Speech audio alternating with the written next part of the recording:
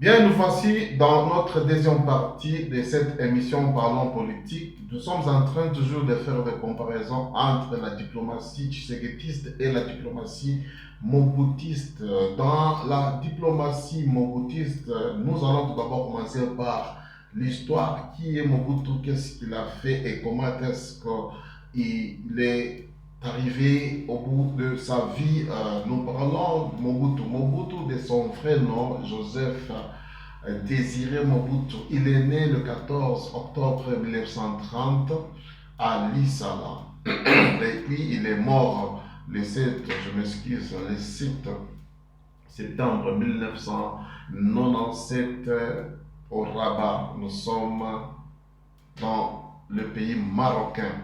Il était un homme d'État, militaire et dictateur zaïrois dans le temps, ayant gouverné la République démocratique du Congo de 1965 à 1997. Il devient président en 1965 par un coup d'État et met fin à la crise congolaise, tentant de diriger le pays dans l'influence coloniale.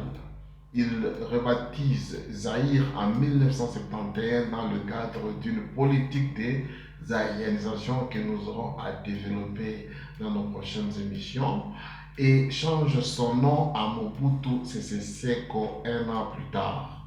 Il impose une dictature à parti unique gouvernée par son mouvement populaire de la révolution impère ainsi qu'un culte de la personnalité. Sous son régime, le pays éprouve une violation généralisée des droits de l'homme ainsi que de l'hyperinflation. Simultanément, il obtient une réputation de kleptocrate pour sa corruption, ses extravagances ainsi que sa fortune personnelle.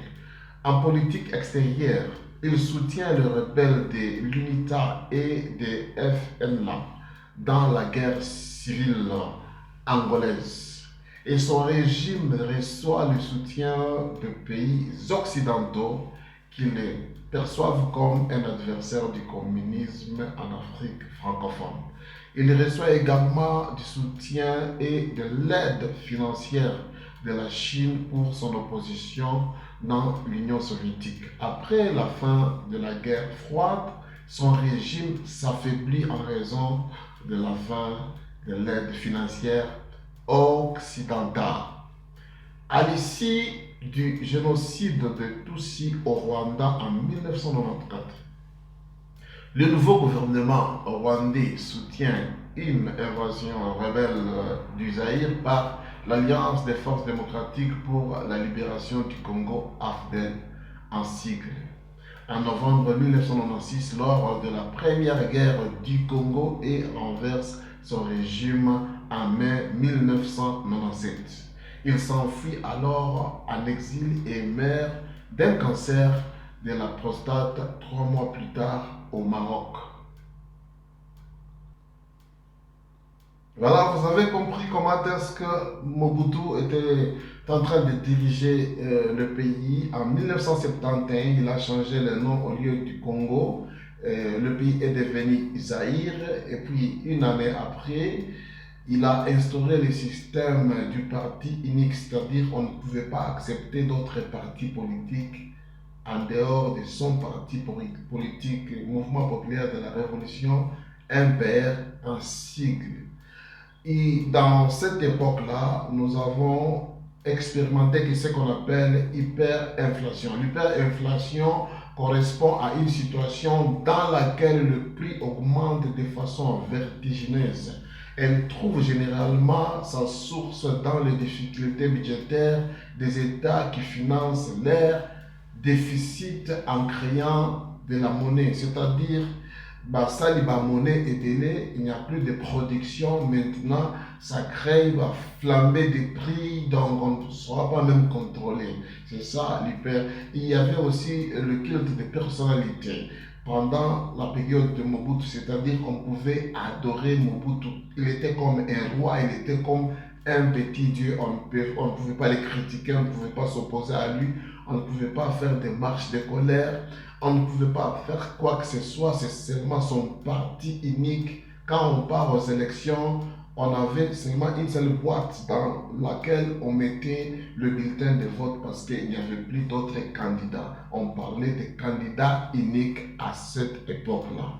Par rapport à cette période de Tshisekedi, nous avons tout d'abord deux IDPS alliés. Elle, Tshisekedi, et l'autre, c'est elle, Kibasa Madiba, qui ne pouvait même pas exister pendant la période de Mobutu parce que Mobutu ne pouvait pas accepter à ce qu'il y ait des MPR. Mobutu, il a procédé par rapport à la diplomatie tshisekédiste. Mobutu, vous avez compris dans notre exposé que Mobutu était en train d'intervenir dans le monde anglophone, tout d'abord dans le monde francophone, il était comme un roi, il était au-dessus, les Occidentaux l'ont utilisé pour vraiment contrôler toute la région centrale et pourquoi pas la région du Grand Lac. Par contre, Fachi, quand il est arrivé, il n'a pas voulu contrôler, mais il voulait se faire ami pour qu'il y ait des collaborations sur le plan économique, sur le plan sécuritaire et consorts. Nous allons continuer et bien développer cet exposé dans la prochaine émission. Ça sera, je crois, la troisième partie de nos émissions. Merci, ciao.